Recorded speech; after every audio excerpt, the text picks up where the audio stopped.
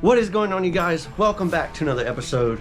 We are getting ready to go do some deer hunting. And I know it has been long overdue on the channel to go out there and try to get something. I can say it's not because I haven't gone. It's really I've gone and not seen something. Last year I went, did not get anything at all. And so today, we're about to head over to my parents. Well, not today, tomorrow. And we're gonna test out our luck. Here's our little dog interrupting me. So yes, I'm heading over to my parents. We're gonna be hunting a swamp, and it's a lot less water than it normally is. That's not necessarily a bad thing. Yes, I like to duck hunt back there, and it's not good for that. But for deer, that'll be perfect. Because you know, lower water is gonna open up more deer pathways for them to walk. I think, I would assume. And yeah, so we're just gonna go out there tomorrow, give it a try, and see what we can do. But before we go, let me show y'all my rifle. This is what we're going to be using. It is a .308 American Ruger Predator. It's chambered, well, I just said it, it's .308. It's got an 18-inch barrel. It came with this Vortex 4x12 crossfire scope. It does me decent, especially for the yardage I'm at. I think the farthest I shot a deer is like 180 with this one, 180 yards, give or take. And yeah, it's done me quite nice. I've made a few additions to it. You know, I've got the sling, I've got the little ammo pad holder thing. I put this bipod mount, and I've actually used that once on a doe. I was walking down in the swamp and I saw her before she saw me, so I laid down and I needed some extra height, so I popped that out, got up as much as I needed, and I was able to knock her down. And yes, the county I'm in, I can shoot from the ground. And of course, we've got our ammo. We'll be using some 165 grain Federal Fusion bonded soft point. It's done me well before, you know, about the size of a pinky. This is the one I bought. This is my gun. So I've got plenty of ammo. I've got like too much hunting round ammo, which that's not an issue. I just have to find all the deer to use it on. But anyway, my .308's done me good. I've got two big deer, big. For me, they're giant, on the wall already. I doubt we'll see these or any others like it. Who knows, we might. If a little one comes, I'm gonna try to pass up on them. We'll see. It's nice to let them get big, but it's also nice to eat some deer. We'll probably see some other animals. We're in a swamp. I'll show you guys. Anyway, enough from me. See y'all in the stand.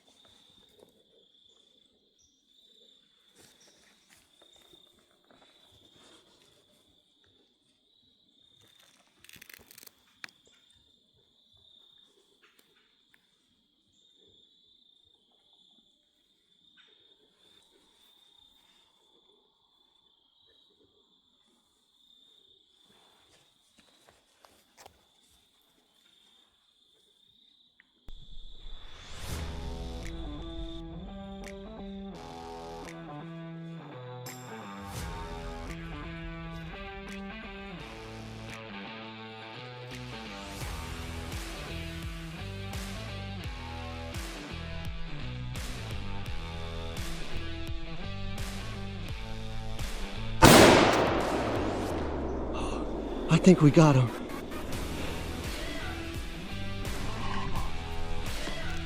I think he's going down. We got him. We got him. Oh, we got him. Oh, we got him.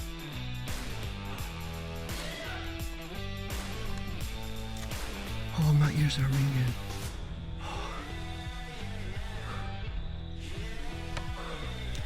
Oh, thank you, Lord. Oh, he's down. We got him. Thank you. Oh my gosh. I know he's not a giant. But that's okay. That's okay.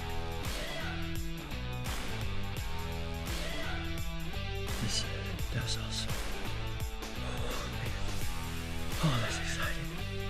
Oh, I feel bad at the same time, but man. I just put us some meat on the table. To be honest, if that one doe, if she didn't turn around and walk away, I don't think we would have got anything, but I'm so glad she did. Because that buck was following them too. Oh man, I'm still shaking. I gotta text my dad.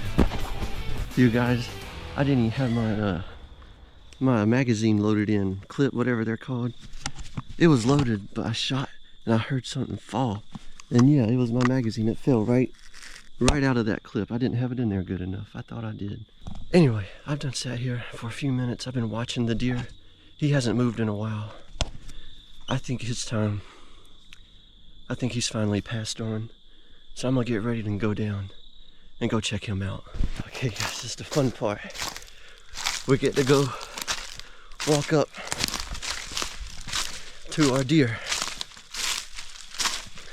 He was standing right up over here somewhere. No, I think he was on this side of this tree maybe. I don't know, he was right up over here. And there's my stand. I don't know if you can tell, but it's right up over there. But man, we shot him. I'm so glad I saw him go down, because one thing I hate is following blood. I just feel like I lose track of it very easily. Let's keep going this way. Oh, I see him. He did not go far at all. He, like I said, we shot him about right there, and he is laying down right over here. I'm gonna try to be cautious approaching him. Definitely want to make sure he's down. There he is, you guys. Oh, that was an amazing shot. I think it was. He went down quick. Hey dear. Oh, it looked like a good shot. There's a lot of blood right here. I might have to blur this out, but there he is. Oh my goodness. We got one.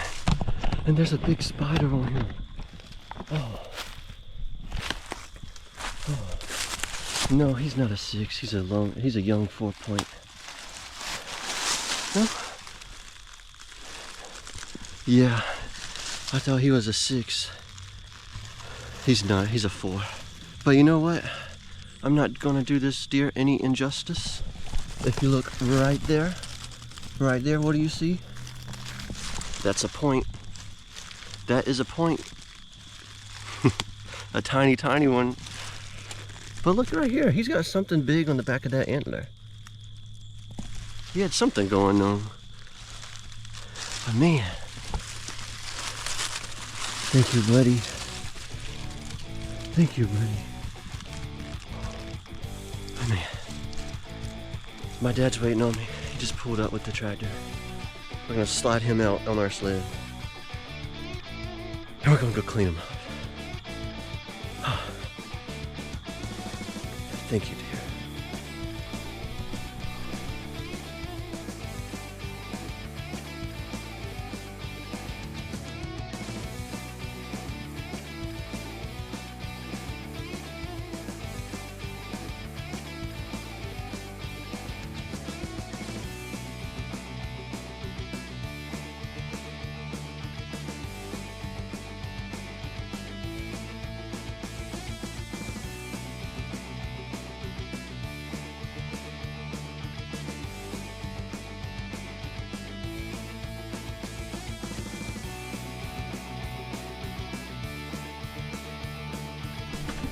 What is going on, you guys? It has now been 2 days since we've got our young buck in.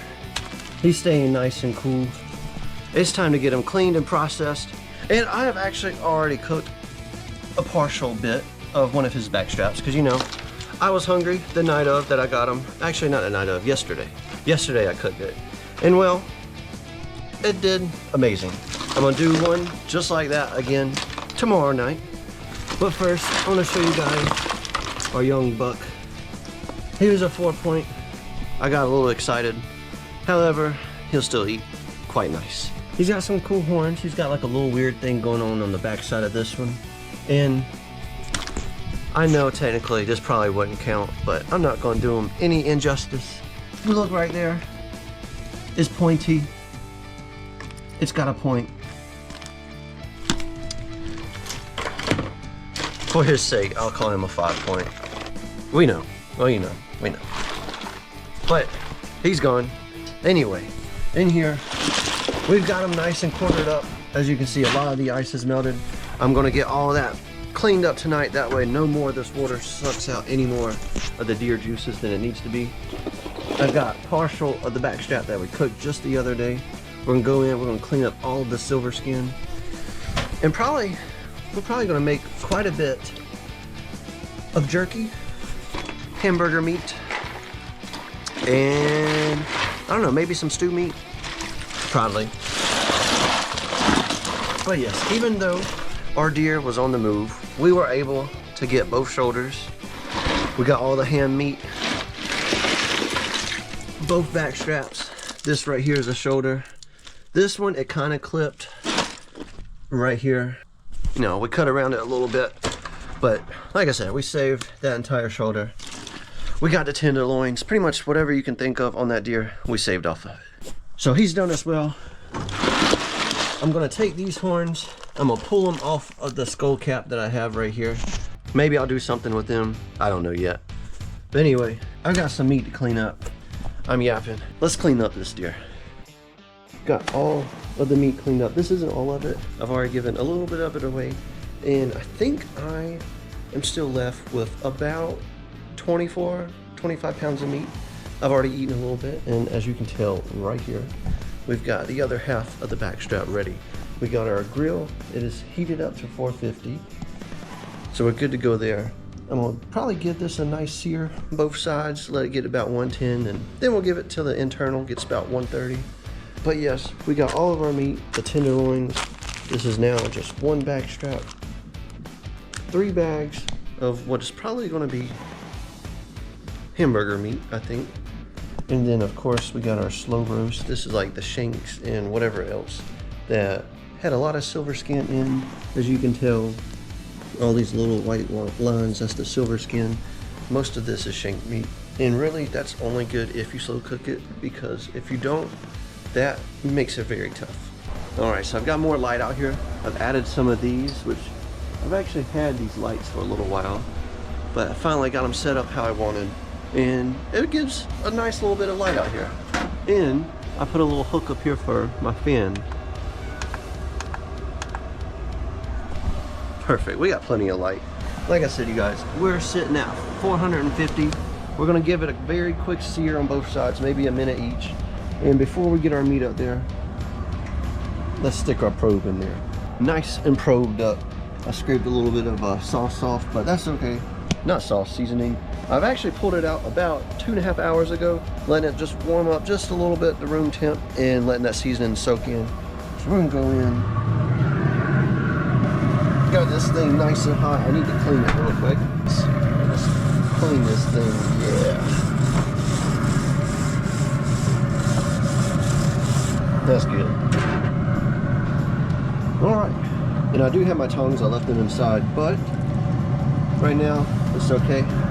Just gonna lay him up here. Let's get that out the way. On that direct flame. I need to go grab my tongs and get my hand up a little bit clean. We're gonna get that in just a minute. All right, you guys, I got the tongs and the beer has been acquired. Right here is our temperature reading. The internal is about a 66. I'll probably wait till that hits an 80, I think, and then I'll give it a flip. But for now, I showed you guys all the meat, but I'll tell you exactly how much I got off. Okay, so I made my notes. I got about 31 pounds of boneless meat off of that deer. Technically, I got about 35, 36, but the silver skin, the excess, that was about 4 pounds of loss right there from the silver skin. And I know I'm not the best deer processor there is, so I mean, there's a little bit of margin of error on my sake, but if I was to do the math and let's say the 48% rule, then that would mean my deer would have fell somewhere between the 80 to 95 pound range. That seemed to be about right. And I know I could have gotten a little bit more meat off. I didn't scrape out the rib meat. That's all right. And I could have gone farther up the neck. I didn't do that either. But you know what? There's critters in the woods that eat at night, and whatever they don't eat, that's just becoming nutrients for the ground. So I got most of my deer meat off. Like I said, I ended up with 31 or 32 pounds of meat that I can eat. And yeah, so I think we did pretty well there. All right, you guys, we're rising up to about a 75. And I might not have gotten in there in the middle as much as it could have been. So we're gonna go ahead and give this guy a flip. He's already got a crust. I probably should have flipped him another minute sooner. Yeah, that's okay. He's just a little charred on that side. We'll give it another minute on this, and like I said, we'll close the bottom hatch. That way we can just raise up his internal to a good 130, I think. Maybe 135. We'll hit 130 and see what I think about that. But it's a bigger piece of meat, taking a little bit longer. Not really though. Still going through it fairly quick, but we got our plate. And you guys, just for right now, we're just gonna let this coast, let it bring up the temp, continue drinking our beverage. And I'll catch you all in just a second when we're ready to slice into it.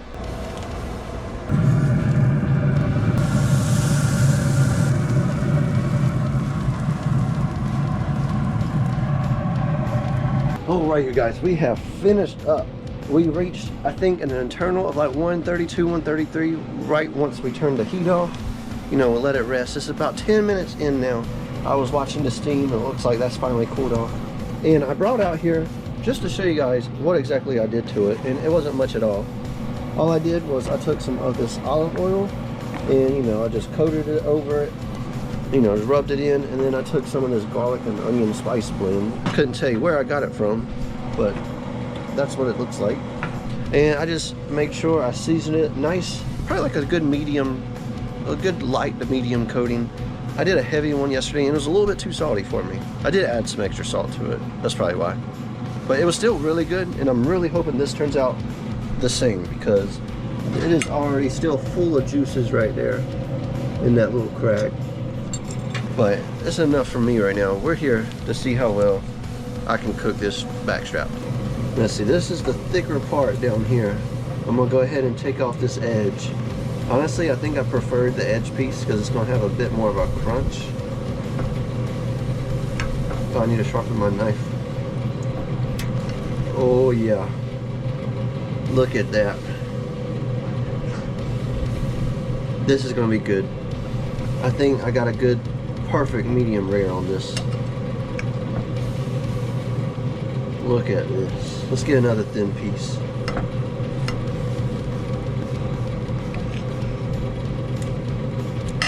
Yes, just look at that. That is like the perfect medium rare. And I tell you, I know I'm not eating all of this tonight because I'm gonna save some for work tomorrow, and I've already eaten supper. Anyway, this is our meat. Let's go ahead and start with this thin piece right here. That just looks amazing. Oh, let me sit down for this one. I might need to. Probably not. I'm over exaggerating. Oh well. Cheers. That, you guys, I don't even need sauce for it. That is still very moist, very juicy, and very flavorful. That seasoning is actually really well. I do recommend that. Let's go for another one. I found my new favorite way to cook backstrap. Normally, I would like cube it up and like kind of butterfly it and just deep fry it. And I mean, that's wonderful too. But this right here, you guys just clean it up, you know. Got all that silver skin off, season it up, put it on the grill. We're good to go. All right, you guys, if you made it this far, I appreciate it. And like I said, I worked on this a little bit. It's about, I think I just ate about half of that myself right now, and I wasn't even hungry. I'm definitely full right now, like I ate way too much. But I've still got rooms for some like chocolate peanuts or something. But anyway, guys, I've been dragging this on for a little bit. I got some cleaning up to do and some editing to go work on. But for now, you guys, we are done. I'll catch you on my next one. So peace out, everybody.